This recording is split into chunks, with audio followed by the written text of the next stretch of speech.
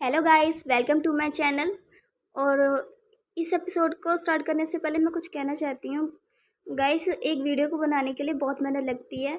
आप वीडियो देखते हैं, लाइक नहीं करते हैं और ना ही सब्सक्राइब करते हैं। प्लीज़ प्लीज़ सब चैनल को सब्सक्राइब ज़रूर किया कीजिए ताकि मुझे मोटिवेशन मिल सके कि मैं आगे वीडियो बना सकूँ। चलिए इसी के साथ हम एपिसोड स्टार्ट करते हैं।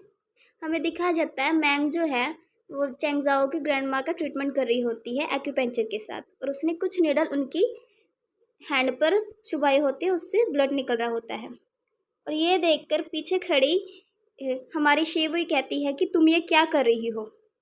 और इसी के साथ हमारा चेंगजाओ आता है और शेवुई का रास्ता रोक लेता है। और तभी हमारी शेवुई कहती है, चेंगजाओ तुम देख नहीं सकते कि इसने क्या किया है। इसने हमारी ग्रैंड माँ के नसों में से खून निकाल दिया है, ऐसे तो हमारी ग्रैंड माँ जिंदा नहीं रह सकेंगी।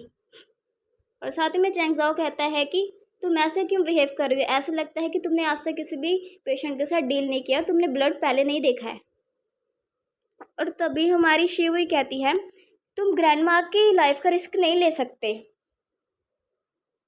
और तभी वो जाती है मैंग के पास, उसके शोल्डर पे हैंड रखती है और कहती है कि मैं तुम्हें ऐसा बिल्कुल भी अलो नहीं करती करने के लिए, क्योंकि तुम एक जंगली हरकतें कर रही हो यहाँ पर।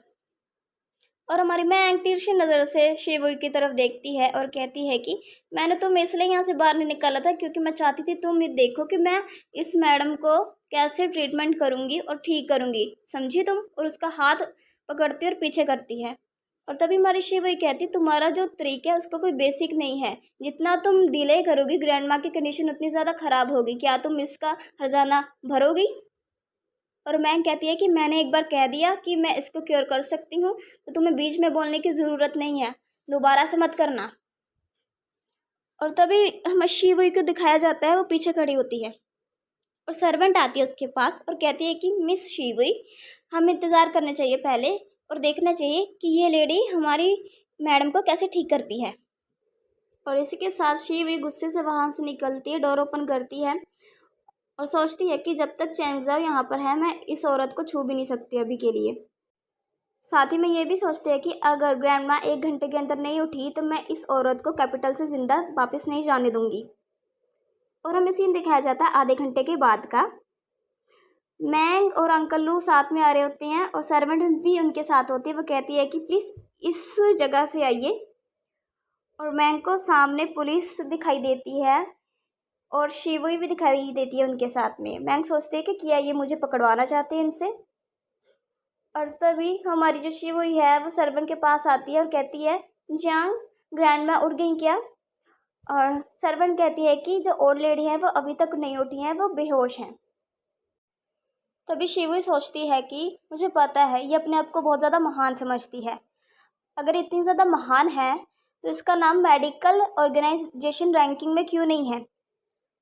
और सोचती है कि कुछ मेडिसिन्स की नॉलेज अगेन कर लेने से ये मेरे सामने इतना ज़्यादा शो ऑफ कर रही है, ये कितना ज़्यादा एम्बैरेसिंग है। हमें एक लड़का दिखाया जाता है जो कहता है कि इस लड़की ने माल प्रैक्टिस की है, इसे यहाँ से ले जाइए। और जो ये लड़का है ये लू फैमिली का 4th सन है। और साथ ही में अंकल लू कहते हैं कि तुम ये कैसे कर सकते हो कि गू मैंग ने माल प्रैक्टिस की है, तुम्हारे पास कोई एविडेंस है। शिवुई कहती है, अंकल शाजिन इसने कुछ सुइयों के साथ मेरी ग्रैंडमा के हाथ से खून निकाल दिया है, वो अभी तक होश में नहीं आई हैं, ये माल प्रैक्टिस नहीं है तो और ये क्या है। और साथ ही में आंट खड़ी होती हैं, वो कहती हैं कि शिवुई तुम अपना समय बर्बाद मत करो इन पर, तुम अंदर जाओ ऑपरेट करो अपनी ग्रैंडमा का। और साथ ही में ये कहती हैं कि इसे यहाँ से ले जाओ। और अंकल कहते हैं कि मैं भी देखता हूँ किसकी इतनी हिम्मत है।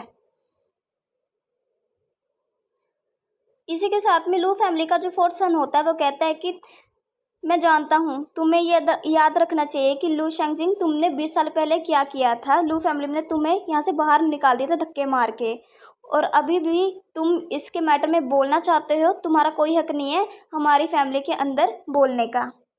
और अंकल कहते हैं तुम वही हमारी मैंग के पास जाके कहती है कि क्या वो 1 घंटे के अंदर उठ जाएंगी और 2 दिन के अंदर फुली रिकवर हो जाएंगी, तुम अपने आप को कुछ ज़्यादा ही महत्व देती हो। और इसी के साथ में लू फैमिली का फोर्थ सन कहता है कि जल्दी करो, इस लड़की को यहाँ से ले जाओ कि दोबारा एंटर ना कर सके इस लू फैमिली के अंदर। और हमें दिखाया जाता है एक पुलिसमैन आता है हथकड़ी के साथ में, और एक पुलिसमैन पीछे अंकल लू को पकड़ लेता है। और इसी के साथ में हमारी जो मैंक है वो काउंटडाउन शुरू कर देती है 3, 2, 1। और इसी के साथ में दरवाज़ा खुलने की आवाज़ आती है और चेंग ज़ाओ आके कहता है कि ग्रैंडमा को होश आ गया है। और शी वुई एकदम हक्की बक्की होती है, वो कहती है क्या वो उठ गई हैं? और पीछे खड़े सभी लोग भी ये सुन के हैरान होते हैं कि ऐसा कैसे हो सकता है। और हमें रूम के अंदर का सीन दिखाया जाता है जहाँ पे चेंग ज़ाओ की ग्रैंडमा लेटी हुई थी बेड पर। उसके पीछे जो डॉक्टर खड़े थे वो सोचते हैं कि ऐसा कैसे हो सकता है, कल तक तो ये बिल्कुल भी होश में नहीं थी, कि ये सिर्फ एक अनसाइंटिफिक एक्यूपेंचर के साथ तो नहीं पॉसिबल हुआ। शिवुई भाग के रूम के अंदर आती है और सोचती है कि ये इम्पॉसिबल है, मैं बिल्कुल भी बिलीव नहीं कर सकती इस पर। और चेंग ज़ाओ बाहर आता है और कहता है कि किसकी इतनी हिम्मत हुई जो मेरे गेस्ट को टच कर सके। और पुलिसमैन घबराने लगता है, उसको पसीने आने लगते हैं। और हमारी मैंक स्वैग से अपनी पॉकेट से पेन और एक डायरी निकालती है और कुछ मेडिसिन्स के नाम उस पर लिख के देती है चेंग ज़ाओ को, और कहती है कि प्रेस्क्रिप्शन है, इसे ले लो, 1 हफ्ते के लिए है ये। और हमारा चेंग ज़ाओ धीरे से आवाज़ में कहता है इसका जो करैक्टर है वो एकदम क्वाइट और यूनिक है। हमारी मैंग चेंग ज़ाओ को प्रिस्क्रिप्शन पकड़ाने के बाद अपना बैग उठाते और वहाँ से जाने लगती है और अंकल लू से कहती है कि अंकल लू मैं यहाँ से पहले जाऊँगी क्योंकि मेरे और भी ज़्यादा मैटर है जिसे मुझे सॉल्व करने हैं। और तभी हमारी मैंग को पीछे से आवाज़ आती है मिस गू, और मैंग पीछे पलट के देखती है और चेंग ज़ाओ कहता है कि अगला जो सेशन है एक्यूपेंचर का वो कब होगा। और इसी के साथ ये एपिसोड यहीं पे ख़त्म होता है। आई होप आपको एक्सप्लेनेशन अच्छी लगी होगी। अगर आपको वीडियो अच्छी लगी है तो वीडियो को लाइक कीजिएगा और चैनल को सब्सक्राइब। एपिसोड 7 की शुरुआत वहीं से होती है जहाँ पे पिछला एपिसोड ख़त्म हुआ था। मैंग जाते हुए कहती है कि जो मैडम है उनको समय से दवाई देना ताकि वो 1 हफ्ते में ठीक हो पाएँ पूरी तरह से। और यह कहकर मैंग अपना सामान उठाती है और वहाँ से जाते हुए कहते हैं अंकल लू मैं जा रही हूँ यहाँ से क्योंकि मुझे और भी ज़्यादा काम है। और अंकल लू धीरे से आवाज़ में कहते हैं कि ये सभी बेवकूफ़ हैं, जो बिग शॉट है यहाँ पे कुछ दिनों के लिए रहने के लिए अग्री कर गई थी और अब ये सब हुआ और ये अब यहाँ से नाराज़ होके जा रही है। और चेंग ज़ाओ अंकल लू के पास आता है और कहता है कि आपने इसे कहाँ से ढूंढा। अंकल लू कहते हैं कि ये मेरी सिर्फ़ एक फ्रेंड है जिसको मैं जानता हूँ क्योंकि ये बहुत अच्छे एक्यूपेंचर हैं और मैंने सुना है कि यहाँ के जो डॉक्टर हैं बहुत ज़्यादा घाटे में जा रहे हैं, तो मैंने सोचा मैं इसे एक चांस दे दूँ। और अंकल साथ में ये भी कहते हैं कि वो बिल्कुल ठीक लग रही हैं तो मैं मिंग सिटी की ओर वापस जा रहा हूँ। और हमें चेंग ज़ाओ के पीछे खड़ा हुआ दिखाया जाता है और इसी के साथ सीन शिफ्ट होता है हमारी मैंग की तरफ, जो रोड पर चल रही होती है और उसका फ़ोन जो है वो बजता है और वो फ़ोन कॉल उठाती है और उसमें से आवाज़ आती है कि जब भी मैं तुम्हें वीडियो कॉल करने के लिए कहता हूँ तुम हमेशा मना कर देती हो, क्या तुम दिखने में इतनी ज़्यादा बुरी हो। और साथ ही में जो मैंग है वो कहती है कि मैं फ़ोन रखने जा रही हूँ और फ़ोन में से आवाज़ आती है हे रुको रुको फ़ोन मत रखना।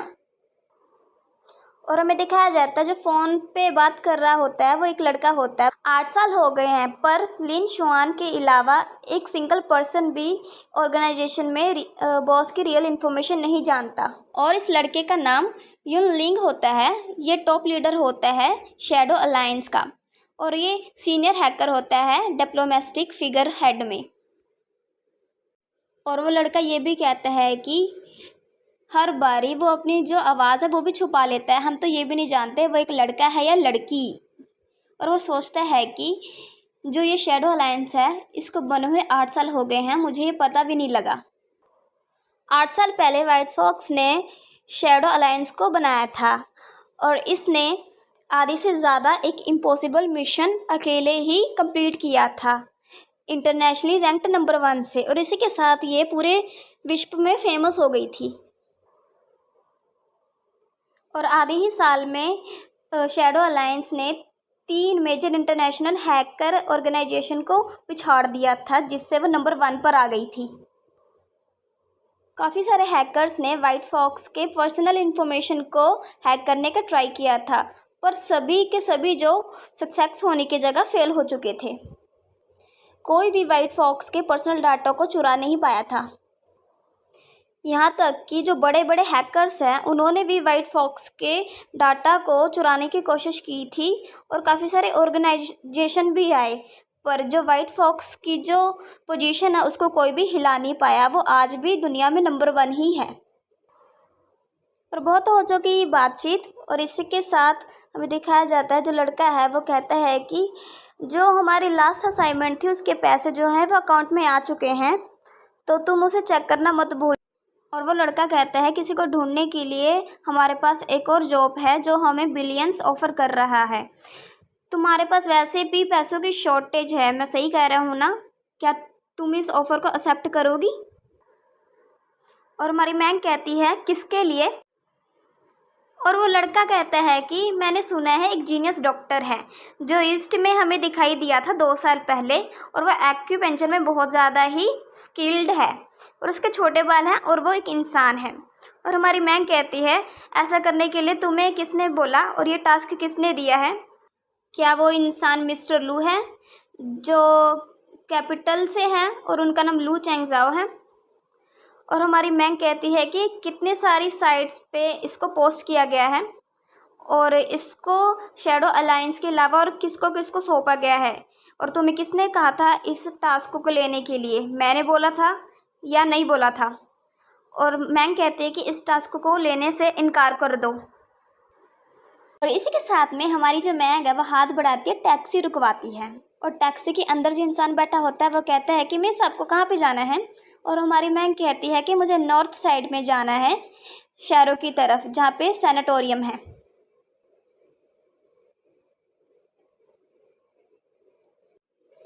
मैंग को सामने एक रोबोट मिलता है जो मैंग से कहता है कि हेलो मिस गू, मिस मैंग जिनियांग पौधों को पानी डाल रही हैं, आपको 150 मीटर सीधा जाना होगा, आपको सामने ही वो दिखाई दे जाएंगी जो गार्डन के अंदर होंगी। साथ ही में रोबोट कहता है थैंक यू, और मैंग जो है सीधा जाती है जिसे जिनियांग दिखाई देती है पौधों को पानी डालते हुए। जिनियांग जो है वो मैंग को देखती है और कहती गू मैंग। जिनियांग कहती है क्या तुम मुझे यहाँ पे देखने के लिए आई हो? और हमें दिखाया जाता है जो ये लड़की है वो गू मैंग की फ्रेंड होती है जिसका नाम मैंग जिनियांग होता है। जिनियांग मैंग के लिए एक डेजर्ट बना के लेके आती है और वो कहती है कि मैंने इसमें मैंगो सॉस स्ट्रॉबेरी ऐड किए हैं जिसे मैंने खुद उगाया है, और इसमें मैंने कुछ चीनी मिलाई हुई है, तुम इसे खा के देखो, ये डेफिनेटली तुम्हें बहुत पसंद आएगा। हमारी मैंग जो है धीरे आवाज़ में कहती है कि मुझे ऐसा लग रहा है कि काफ़ी लंबा समय हो गया है जब से मैंने उसे ज़िंदा देखा है, और मुझे ऐसे लग रहा है इसको देखकर कि ये पूरी तरीके से ठीक हो चुकी है। गू मैंग जिनियांग की तरफ देख के कहती है तुम कुछ बोलो।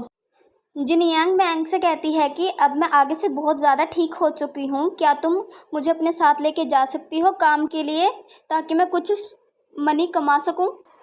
और जिनियांग साथ में ये भी कहती है कि मैं हमेशा के लिए यहाँ नहीं रह सकती, और मैंने सुना है कि जो रिकॉर्पोरेशन की जो फ़ीस है वो बहुत ज़्यादा ही महंगी होती है। और तभी मैंग कहती है कि क्या तुम मेरे साथ रहना चाहती हो, पर तुम्हारी अभी वो एज नहीं हुई है और तुम पैसे कैसे कमाओगी? और साथ में जिनियांग कहती है पर तुम्हारी भी तो एज नहीं है पैसा कमाने की। और मैंग कहती है कि मैं फ़ाइट कर सकती हूँ। जिनियांग कहती क्या फ़ाइट? क्या तुम पैसों के लिए फ़ाइट करती हो? तुम्हें हार्म तो नहीं पहुँचा है, तुम्हें दुख तो नहीं रहा है, तुम अपने कपड़े उतारो, मैं तुम्हें चेक करती हूँ। और मैंग ये सब सुन के नर्वस होने लगती है। और मैंग कहती है जिनियांग से कि मैंने कंप्यूटर स्किल सीखी है जिससे मैं स्मॉल सॉफ्टवेयर बना सकती हूँ पैसा कमाने के लिए। और मैंग साथ में ये भी कहती है तुम चिंता मत करो, मैं फ़ाइट नहीं करती, मैं सिर्फ इंसानों को पीटती हूँ। और जिनियांग धीरे आवाज़ में कहती है कि ये सच है, जब गू मैंग 5 साल की उम्र में थी तब वह 5 ईंटों को साथ में तोड़ सकती थी, और ऐसा होने के बावजूद भी कोई भी उसे हर्ट नहीं पहुँचा सकता था।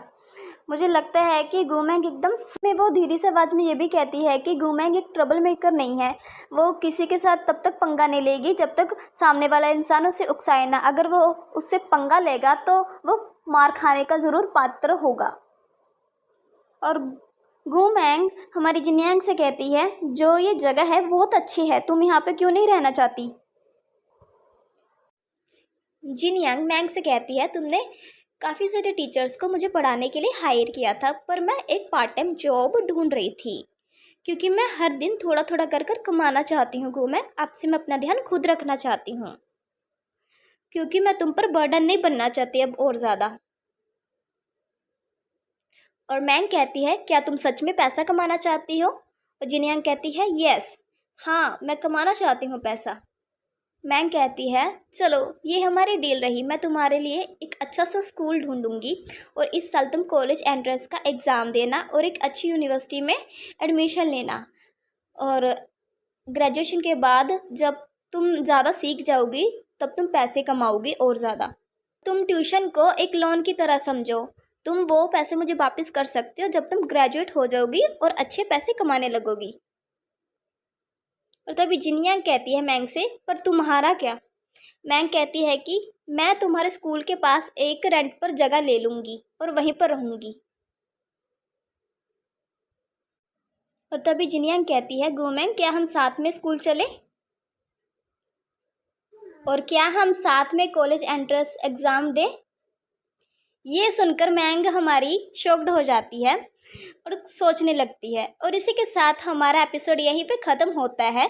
मुझे पता है पिछला एपिसोड हमारा छोटा था तो मैंने ये दोनों वीडियो ज्वाइन कर दी थी। आई होप आपको एक्सप्लेनेशन अच्छी लगी होगी, तो वीडियो को लाइक कीजिएगा और चैनल को सब्सक्राइब, ताकि मैं आपके लिए और भी ज़्यादा वीडियोस ला सकूं। आज के लिए इतना ही, बाय बाय।